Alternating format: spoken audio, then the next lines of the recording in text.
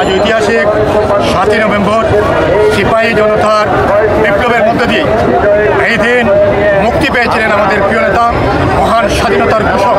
বাংলার রাখাল রাজা, বিএনপির প্রতিষ্ঠাতা,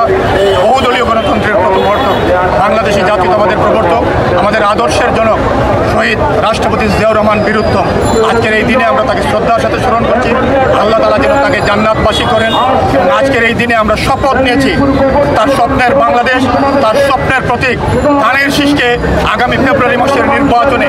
আমরা সকল মানবিমান বলে গিয়ে ঐক্যবদ্ধভাবে ধানের শীষকে সিলেটের 6টি আসন আমরা দেশনেত্রী বেগম খালেদা জিয়া এবং তারেক রহমানকে উপহার দিয়ে আগামী দিনে তারেক রহমানের নেতৃত্বে একটি সাম্যের বাংলাদেশ, একটি মানবিক বাংলাদেশ